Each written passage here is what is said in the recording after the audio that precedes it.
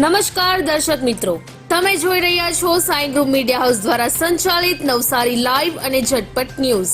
દિવસભરની ઘટનાઓથી અવગત કરાવતું બુલેટિનમાં જુઓ આજના સમાચાર. અસહ્ય ગરમીની શરૂઆત થઈ ચૂકી છે અને આ અસહ્ય ગરમીમાં લૂ તરત જ લાગી શકે છે, ત્યારે સાવધાન રહો અને આ લૂ લાગવાના લક્ષણોને ઓળખો અને સાવચેતી રાખો. ગરમ અને લાલાશ અને શુષ્ક ત્વચા થવી, માથાનો દુખાવો થવો તેમજ ઉબકા અને ઉલટી થવી, સ્નાયુઓની નબળાઈ અથવા તો ખેંચાણ, શ્વાસોશ્વાસ અને હૃદયના ધબકારા ઝડપી થવા, આ બધા જ લૂ લાગવાના લક્ષણો છે. અને આ લક્ષણો જો જણાય તો તરત જ વધુ પાણી પીવું તેમજ સ્નાન લો અને ઠંડી જગ્યાએ જાઓ અને આરામ કરો તેમજ ડૉક્ટરની મુલાકાત લો અથવા તો કોલ કરી 108 એમ્બ્યુલન્સને બોલાવો. પાલિકાની આળસ ભરેલી કામગીરીથી દુર્ઘટનાની ભીતિ. વધુ માહિતી માટે જુઓ નવસારી લાઈવનો વિશેષ અહેવાલ. ભીમભાઈ ભગવાનજી દેસાઈ હાઈસ્કૂલ દેગામમાં મતદાર જાગૃતિ કાર્યક્રમ અંતર્ગત ચિત્ર સ્પર્ધા યોજવામાં આવી.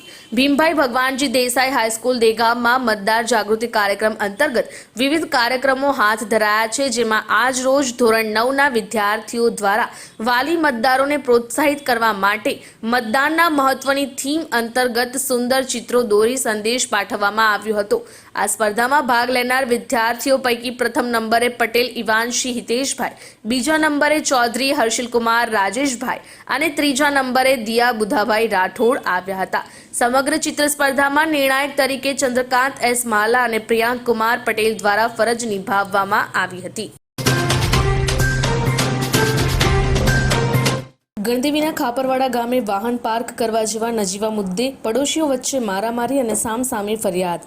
ગણદેવી તાલુકાના ખાપરવાડા ગામે રહેતા પાર્વતીબેન નગીનભાઈ પટેલે તેમના પડોશી નાથુભાઈ પટેલ વિરુદ્ધ પોલીસમાં નોંધાવેલ ફરિયાદ પ્રમાણે નાથુભાઈ પટેલ તેમની મોટરસાયકલ અને સાયકલ મહોલ્લામાં આવવા જવાના રસ્તા પર મૂકતા હોવાથી તેમના પુત્રની કારને તેમના ઘર સુધી લાવવા લઈ જવામાં તકલીફ પડતી હોવાથી તેમણે વારંવાર નાથુભાઈને તેમની મોટરસાયકલ તેમજ સાયકલ રસ્તા પરથી ખસેડવા કહેવા છતાં પણ નાથુભાઈ તેમના વાહનો રસ્તા પરથી ખસેડતા ન હતા, જેને લઈને પાર્વતીબેનના પુત્રએ જ વારંવાર નાથુભાઈની રસ્તામાં મૂકેલ મોટરસાયકલ ખસેડવી પડતી હતી. અને આ બાબતની અદાવત રાખીને નાથુભાઈ પટેલ અને તેમના પત્ની ડિમ્પલે પાર્વતીબેન અને તેમના પુત્ર સાથે ઝઘડો કરી તેમને માર મારી ઈજા પહોંચાડવા સાથે તેમને ગાળો આપી જાનથી મારી નાખવાની ધમકી આપતા પાર્વતીબેને ગણદેવી પોલીસમાં નાથુભાઈ અને તેમના પત્ની ડિમ્પલ વિરુદ્ધ ફરિયાદ નોંધાવી છે. ત્યારે ગણદેવી પોલીસે બંને પક્ષો વિરુદ્ધ ગુનો આગળની કાર્યવાહી કરવા સાથે ગણદેવી પોલીસના પીએસઆઈ આ અંગે વધુ તપાસ કરી રહ્યા છે. પ્રિય ગ્રાહક મિત્રો, શું તમે એસકે કન્સલ્ટન્સી દ્વારા એમના ગ્રાહકોને અપાતા સંપૂર્ણ સુરક્ષાના કોન્સેપ્ટ વિશે જાણો છો? નહીં? તો આવો જાણીએ. સંપૂર્ણ સુરક્ષાનું સર્વપ્રથમ પાસું છે ટર્મ પ્લાન.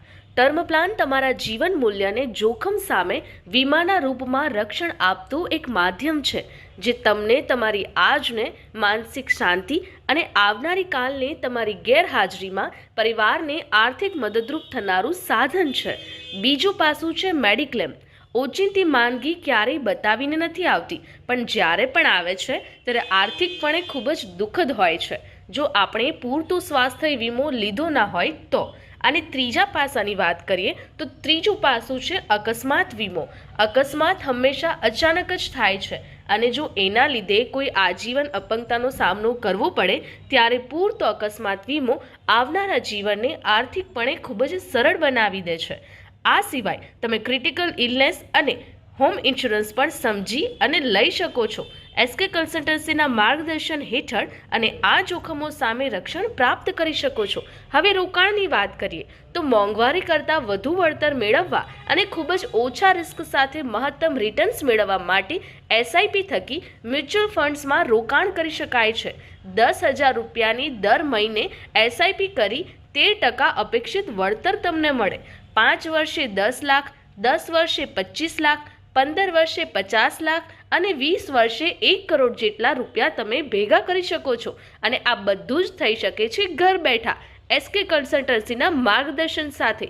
તો આજે જ એસકે કન્સલ્ટન્સીના સોના પરમાર અને કમલેશ પરમારનો સંપર્ક કરો અને આ બધા જ પાસાઓ વિશે જાણો, સમજો અને ઉચિત નિર્ણય લઈને તમારા નાણાકીય જીવનને સંપૂર્ણપણે સુરક્ષિત કરો. તો સરનામું નોંધી લો: એસકે કન્સલ્ટન્સી, ચીમનાબાઈ ચોક, જૂનો વાંદરી મહોલ્લો, શક્તિ ફાફડાવાળાની લાઇનમાં, મહિલા પ્લાસ્ટિકની સામેની ગલીમાં, નવસારી. અને વધુ માહિતી માટે સ્ક્રીન પર દેખાતા નંબર પર સંપર્ક કરો.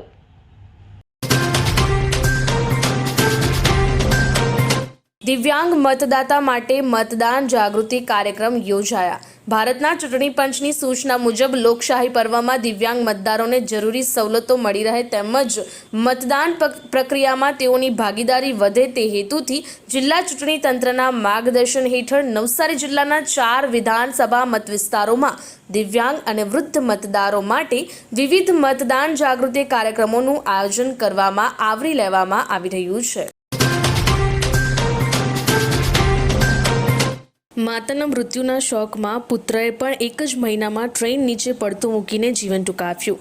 કોઈ પણ પરિવારમાં જ્યારે કોઈ પરિવારજનનું અવસાન થાય ત્યારે જે તે પરિવારના અન્ય સભ્યો પણ દુઃખ અનુભવે છે, પરંતુ સમય વીતવા સાથે તેઓ આ દુઃખને ભૂલી ફરી જીવન જીવવા માંડે છે. પરંતુ ક્યારેક અત્યંત સંવેદનશીલ વ્યક્તિ આવા આઘાતમાંથી બહાર આવી શકતી નથી અને ક્યારેક પોતાના મૃત સ્વજનની પાછળ પોતે પણ અનંતની વાટ પકડી લે છે. ગણદેવી તાલુકાના અમલસાડ ખાતે પણ આવો જ એક કિસ્સો બહાર આવ્યો છે, જ્યાં એકાદ માસ પહેલા અવસાન પામેલ માતાના મૃત્યુથી આઘાતમાં સરી ગયેલા પુત્રએ પણ અંતે માતાના મોતનો આઘાત ન જીરવી શકતા ટ્રેન સામે પડતું મૂકી પોતાનું જીવન ટૂંકાવી લીધું હતું. ત્યારે ગણદેવી પોલીસે આ અંગે અકસ્માત મોત નોંધી આગળની કાર્યવાહી કરવા સાથે ગણદેવી પોલીસના કિશનસિંહ આ અંગે વધુ તપાસ કરી રહ્યા છે. જલાલપુરના કૃષ્ણપુરના વૃદ્ધે જંતુનાશક દવા પી જીવન ટૂંકાવ્યું. જલાલપુર તાલુકાના કૃષ્ણપુર ગામે કૃષ્ણફળિયામાં રહેતા 67 વર્ષીય વૃદ્ધ ગોપાળભાઈ રણછોડભાઈ ટંડેલે ગત 29 માર્ચે મળસ્કે 5 વાગ્યા પહેલા કોઈક અગમ્ય કારણોસર જંતુનાશક દવા પી લેતા તેમના પરિવારજનોએ તેમને સારવાર માટે નવસારીની પારસી હોસ્પિટલમાં દાખલ કર્યા હતા, જ્યાં તેમનું બપોરે 2:45 વાગ્યે સારવાર દરમિયાન મૃત્યુ નિપજ્યું. આ અંગે કૃષ્ણપુરના જ નિલેશભાઈ ટંડેલે જલાલપુર પોલીસને જાણ કરતા પોલીસે અકસ્માત મોત નોંધી આગળની કાર્યવાહી કરવા સાથે જલાલપુર પોલીસના અરવિંદભાઈ આ અંગે વધુ તપાસ કરી રહ્યા છે. ગણદેવીના સાલેજ ગામના ઈસમનું નહેરમાં ડૂબી જતા મોત. ગણદેવી તાલુકાના સાલેજ ગામે અંબિકાનગર ખાતે રહેતા 41 વર્ષીય રમેશ મનુ હળપતિ ગત 28મી માર્ચે રાત્રે 11 વાગ્યાના અરસામાં સાલેજ ખાતેથી પસાર થતી નહેરમાં નહાવા જતા ત્યાં તેમને અચાનક ખેંચ આવી જતા નહેરના પાણીમાં ડૂબી જતા તેમનું મૃત્યુ નિપજ્યું. તેમનો મૃતદેહ કોલવા ગામ ખાતે નહેરના પુલ નીચે કચરામાં ડૂબેલ હાલતમાં મળી આવ્યો હતો.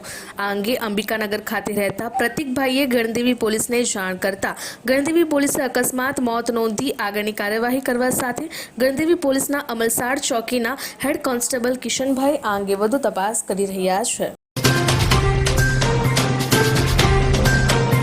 દિવ્ય જીવન સંઘ અને નવસારી ડિસ્ટ્રિક્ટ સિનિયર સિટીઝન ટ્રસ્ટના પ્રમુખ સુરેશભાઈ દેસાઈ તેમજ અન્ય હોદ્દેદારો અને કમિટી મેમ્બરોના હસ્તે મધ્યમ વર્ગના જરૂરિયાતમંદ પરિવારોને અનાજ કીટની સહાય આપવામાં આવી. ટ્રસ્ટના સભ્ય તેમજ અન્ય દાતાઓનો આર્થિક સહયોગ પ્રાપ્ત થયો હતો. હવામાનની વાત કરીએ તો આજરોજ નવસારીનું મહત્તમ તાપમાન 37.5 અંશ સેલ્સિયસ જ્યારે લઘુત્તમ તાપમાન 22.0 અંશ સેલ્સિયસ રહ્યું હતું. હવામાં ભેજનું પ્રમાણ સવારે 98% જ્યારે સાંજે 43% રહ્યું હતું. હવાની ગતિ 1.1 કિલોમીટર પ્રતિ કલાક કોઈ પણ દિશા તરફ રહી ન હતી. શું તમે મોબાઈલ અને ઇલેક્ટ્રોનિક્સ આઇટમ ખરીદવા માંગો છો? તો આજે જ પહોંચી જાઓ ઉમિયા મોબાઈલ, કે જ્યાં તમને દરેક કંપનીના તમામ મોડેલોના મોબાઈલ હાજર સ્ટોકમાં મળી રહેશે. સાથે જ તમને ઇલેક્ટ્રોનિક્સ આઇટમ્સ જેવી કે AC, LED TV, fridge, air cooler, speaker, headphone, mini પંખા તેમજ અન્ય ઇલેક્ટ્રોનિક્સ એસેસરીઓ પણ ઉપલબ્ધ છે. તો આજે જ સંપર્ક કરો ઉમિયા મોબાઈલ. સરનામું નોંધી લો: ઉમિયા મોબાઈલ, ગણેશ શિશુદ્રા રોડ, નવસારી. અને વધુ માહિતી માટે સ્ક્રીન પર દેખાતા નંબર પર સંપર્ક કરો.